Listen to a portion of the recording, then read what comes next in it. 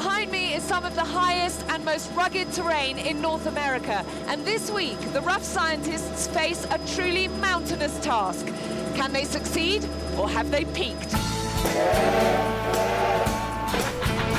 Our 4 pioneering scientists are Ellen Macaulay, an intrepid go-anywhere botanist with a love of all things wild. Mike Bullivant, a chemistry wizard with a wicked sense of humour. Jonathan Hare, the do-it-all inventor, physicist and engineer. And Hermione Cockburn, an earth scientist and explorer who never gives up. Their base is an abandoned mining mill way up in the mountains of Colorado. This is High Altitude Rough Science. The mill where we're based is on the slopes of Mount Kendall, one of Colorado's highest peaks. It dominates the local area, and it's about to dominate the lives of our scientists. We're at the edge of the largest collapsed volcanic crater in the world. Geologists have spent decades getting the measure of these mountains. Our scientists will have just 3 days. Their challenge is to get the mountain's vital statistics, and they won't have a helicopter to help them.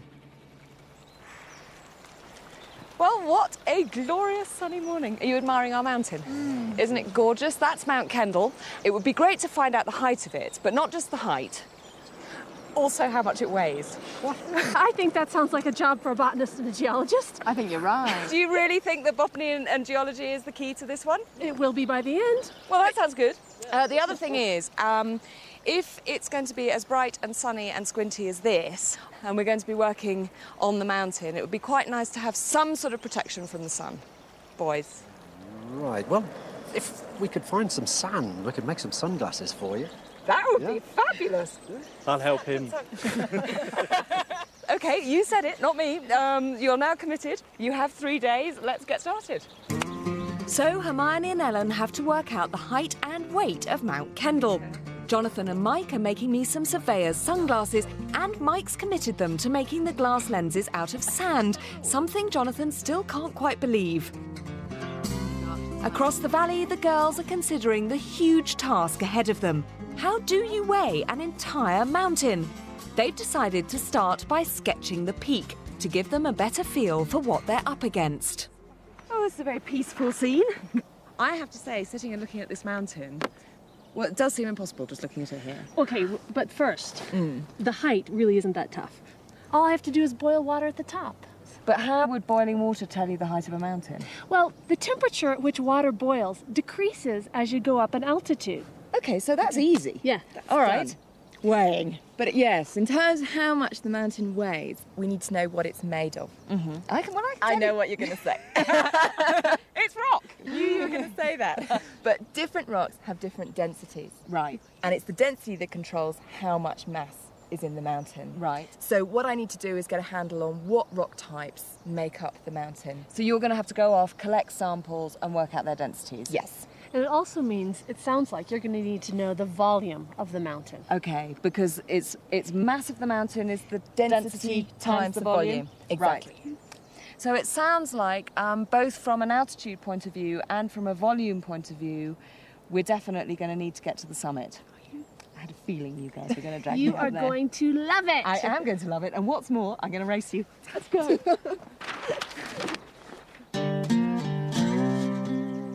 If the boys are really going to make glass by melting sand, then they're going to have to generate the sort of heat you find inside a volcano. But Jonathan's still playing things cool. So this is a wire with electrical resistance. And electrical resistance is something you don't usually want because you waste electrical power in heat. But in this particular instance, that's exactly what we want. I'm going to pass an electrical current through the wire and make it glow. A bit like the element in a toaster. It's going to get hot, and it's going to glow, and hopefully it's going to be able to melt the sand to make the glass. I'll coil it up and stretch the coil just a little bit so that none of the turns touch each other, and then I'll be able to wind it round something that we want to heat. While Jonathan works on supplying the heat, Mike's in search of some sand. very conveniently, there's some builder's sand here that's been left behind. This sand is silica, or silicon dioxide, and it's the major component of that I need. Oh, this glass-making process is millennia old. But the thing is, I need to get it really pure, because any impurities in the silica will produce flaws in the glass. And so the next step is for me to get this back to the mill and purify it.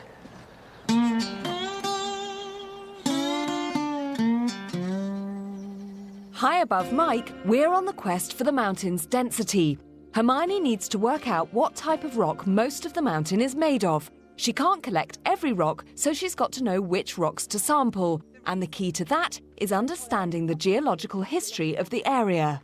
Right. What's really exciting is that we're actually in what's known as a volcanic province that records some of the most explosive and catastrophic volcanic activity that the planet has ever seen. I mean, when would have this happened? This was all happening about 30 million years ago. So what are you looking for? Well, what I need to do is find the key rocks that make up the mountain. Right. And given the history of this area, Yeah. I'm actually expecting explosive volcanic rocks.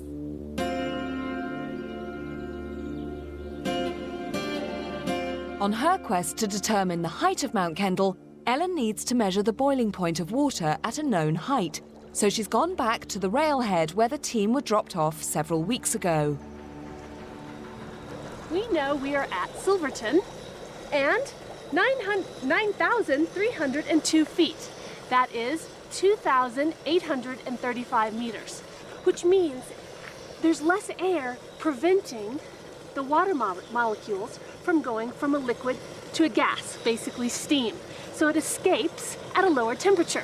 So what I want to do is get the temperature here and then go up to the top of Mount Kendall, find the difference, and we know that the temperature will decrease 3.4 degrees Celsius for every 1,000 meters. So I can do the calculation and know the elevation of that mountain.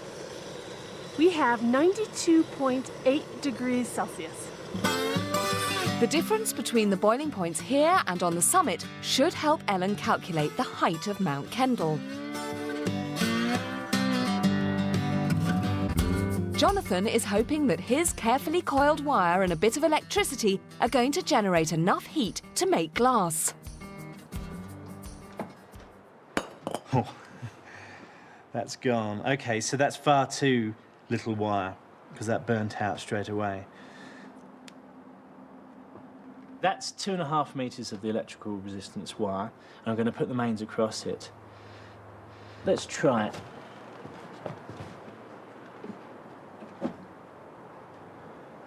Okay, there's a nice bit of dust on there. Look at that. That's looking good. It looks very stable. I would guess that's probably about 1,000 degrees or somewhere approaching it. Happy with his heat source, Jonathan's assembling his oven. He's found some old plant pots, and because they're made of terracotta, he thinks they'll survive the extreme temperatures. The furnace cement he's painting on will hold the coils in place. Mike's plan, to melt sand into glass, relies on getting the sand very pure, and that means a serious wash to remove any soluble bits, leaving the silicon grains behind. But not just any grains will do. Mike's very particular about the ones he's after. He wants fine sand, but not too fine. If the sand grains are too small, then we get lots of little bubbles of gas in the glass that we end up with, and they're a devil to get rid of. So I'm just passing them through these two sieves. The bigger one will take out the bigger grains, and the one underneath will contain the grain size that we want, because the small grains of sand have passed through. Up on the mountain, we've cleared the tree line and entered geologist's heaven.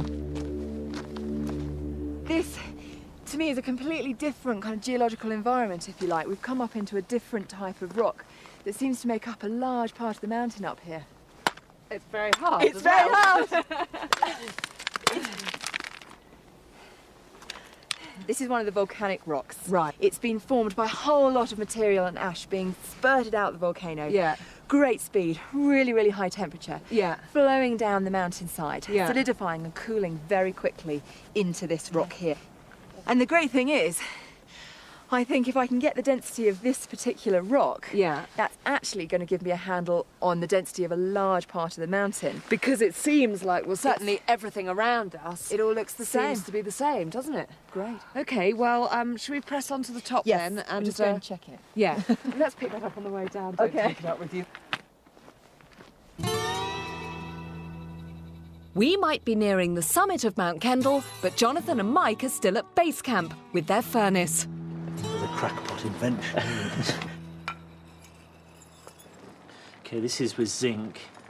Which melts at 420 Celsius. Oh dear. It doesn't look very hopeful. No, it's not melted zinc at all. We should be melting that easily, because it gets a lot harder. Yeah. And even when we've melted that, we've got a long way to go. Yeah, that's the problem. So I think it's worth thinking about another design. If he's ever going to melt sand, the next oven's got to be a lot hotter, which means getting the heat source much closer to the glass mix. High above him, Ellen's won the race and beaten us to the summit. But just how high are we? Wow! What a fantastic! You know Take the a rest. breath. It's a beautiful view. Is that what you mean? Yeah. It's incredible. Yeah. Well, you made it up here all right then. Yeah. And you've got boilage. Fantastic. Yeah. Hey, did you get the rocks you needed? Yeah, we've identified the key rock types, I think. So Cool. that's good. Yeah.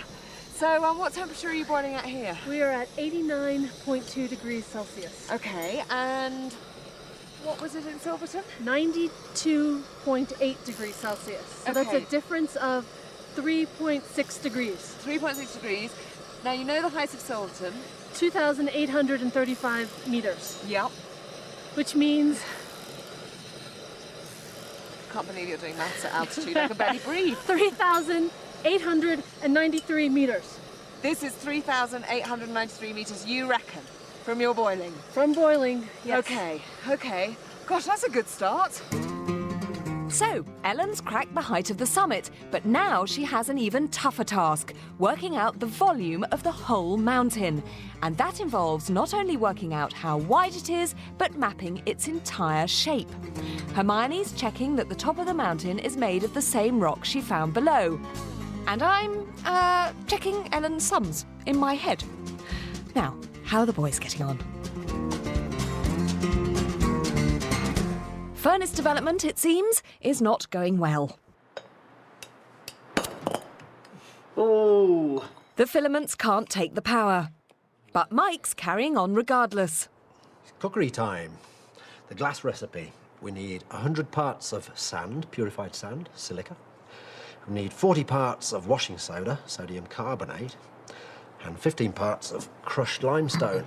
I could tint the lenses a variety of colours by adding different chemical compounds to them. So I've chosen to colour them blue, and you add cobalt compounds to colour glass blue. So let's mix these together, because the more intimate the mixture, the better the glass will create. With the glass mix ready to go, Jonathan is concentrating on a new design, his Mark II furnace. But with every refinement taking hours to test, they're falling seriously behind, and it's only day one. He's still testing the furnace by trying to melt zinc. This late in the day, he can't afford to have any more failures. Oh, yes, look at that. Hey, Mike. Look at that. Is that zinc? Yeah, that's the zinc, completely molten. You can see it's glowing red hot. Yeah, it's more effective heating. Yeah. And you can see it's cracked, unfortunately. But I can overcome that. So I'll make another one of these. Yeah. I can put a bigger pot on top to insulate it. But I think this is the one that's probably going to work. And because of the shortage of time, we go straight to making glass tomorrow. Yeah, we've got to. They might have melted zinc, but to melt glass, they'll need to raise the temperature by 3 times as much. Daylight is running out, forcing the girls off Mount Kendall. They've still got a lot more work to do if they're ever going to survey this vast mountain in time. At the mill, the boys are taking a risk, combining elements from the 2 ovens Jonathan's built today. They're going to leave it running overnight in the hope of raising the temperature enough to turn their sand into glass. And this was the Mark I furnace, which is heating up nicely. But I'm just using that as a heated lid. So cool. Not only are we stopping heat from going away, Yeah. but we're actually heating it from above as well. So we're going to get hot in there. We just have to leave it now. Wonderful. We have an oven which I know probably can get to quite high temperatures. I have no idea how long it's going to last for. That mountain is taller than I thought. And I can't imagine what the volume's going to be. It's tomorrow that I'm feeling a little bit worried about. I've got to make some quite accurate density measurements for the whole challenge to work.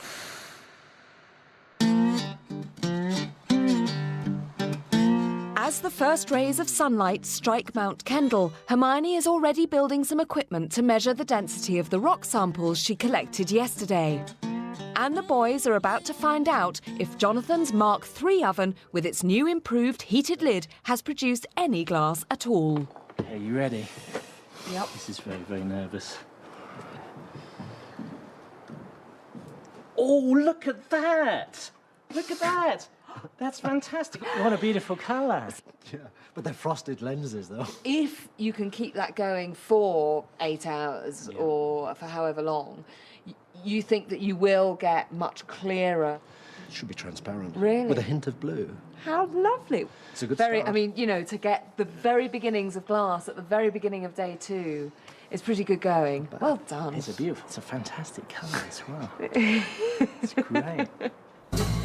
In her bid to work out the volume of Mount Kendall, Ellen's building a scale model. She's measured how tall the mountain is and she's calculated how wide it is. But to accurately work out its volume, she's got to make a lot more height measurements so she can model its true shape. And with just 2 days to pull it off, she's come up with a shortcut. She's using the tree line.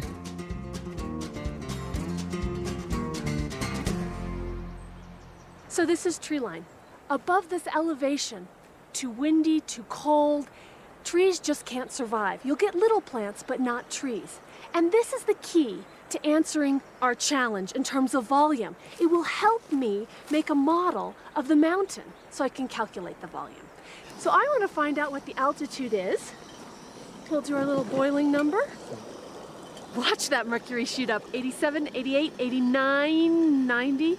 90.1, 2, 3, 4, holding at 90.5, 90.5, that's 3,511 meters, tree line. So wherever the trees stop, the height is about 3,500 metres above sea level.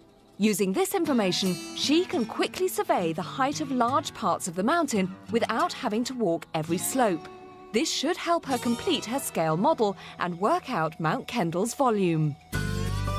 Jonathan and Mike, still high on their success of actually making glass, are preparing to re-melt it to get the air bubbles out.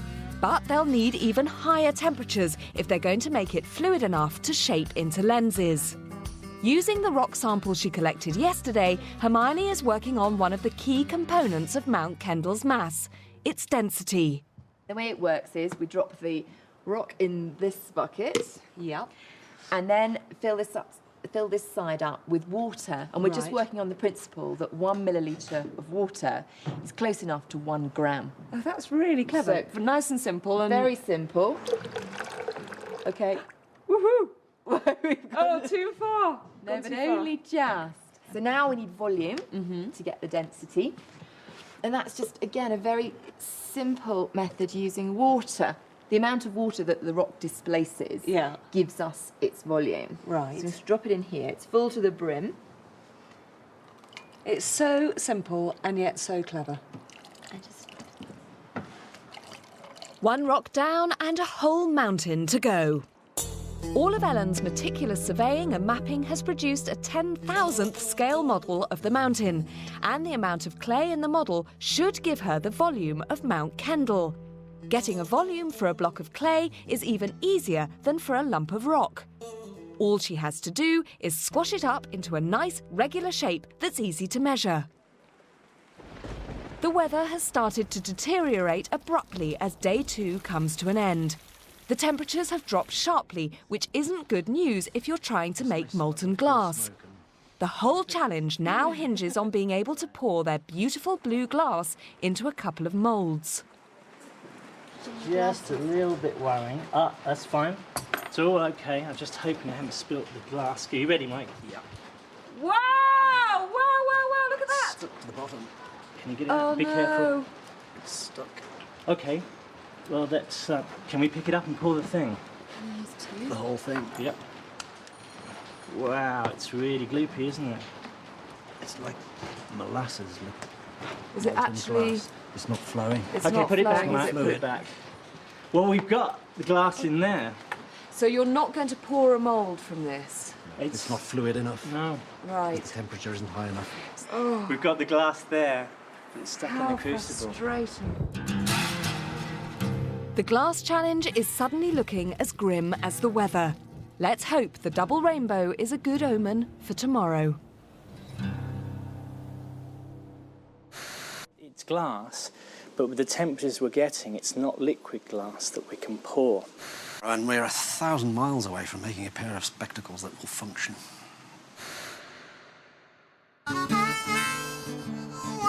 It's day 3, and with the help of a bag of rocks and a lump of clay, Ellen and Hermione are finally starting to get some results. Jonathan and Mike, however, are a long way from my promised pair of sunglasses. The plant pot ovens keep cracking, and the only glass they've got is stuck firmly in its crucible.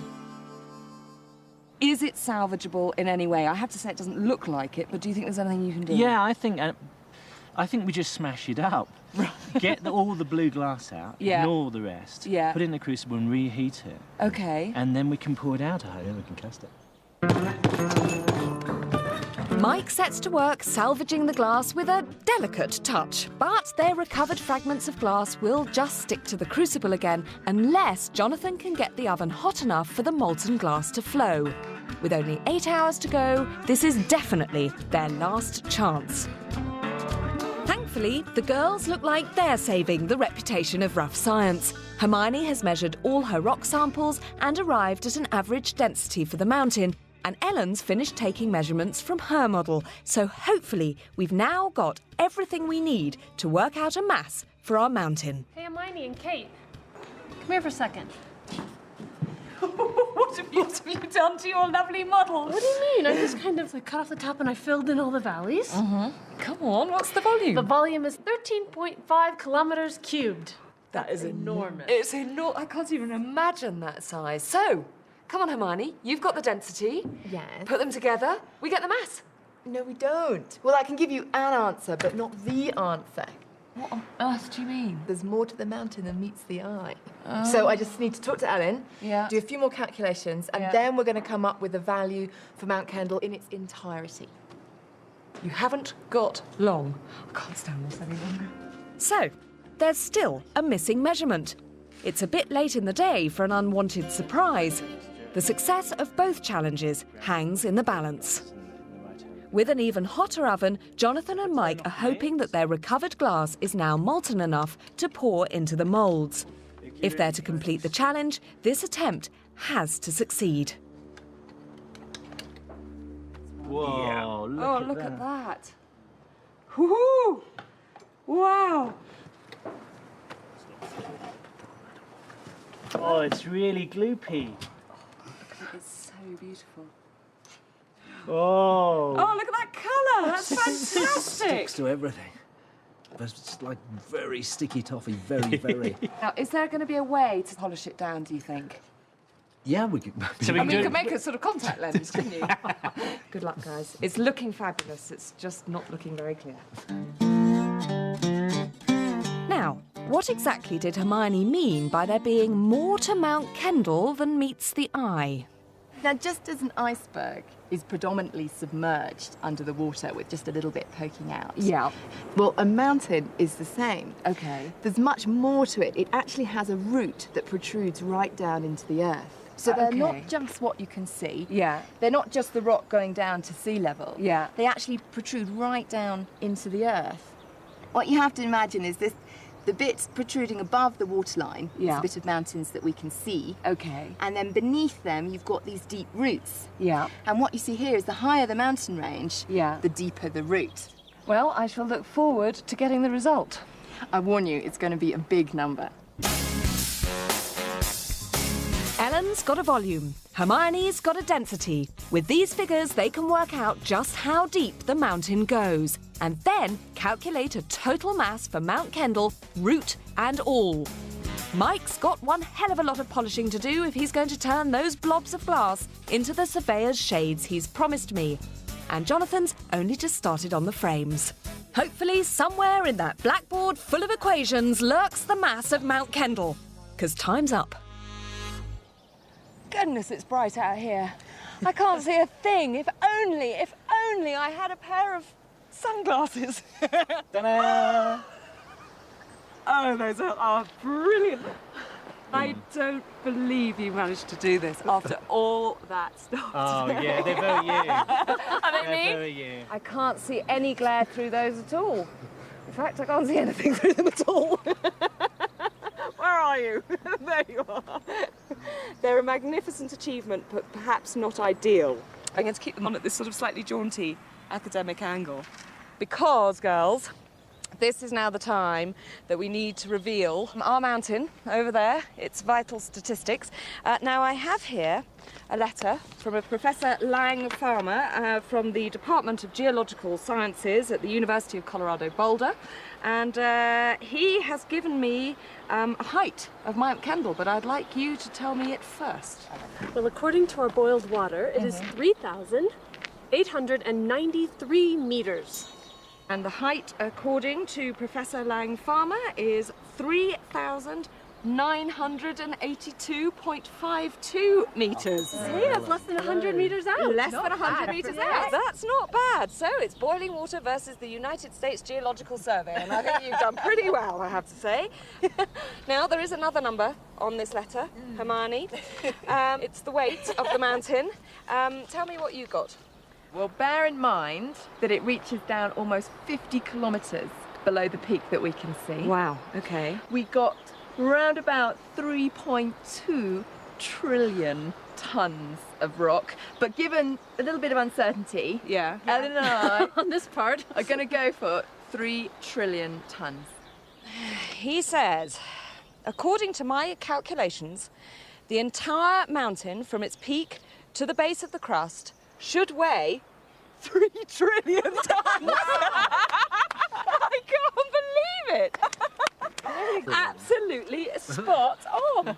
Gaze fondly at your mountain because you know it better than most. Well, they may be clever, but are they clean? Join us next week for a very special edition of How Clean Is Your Rough Scientist? See you then.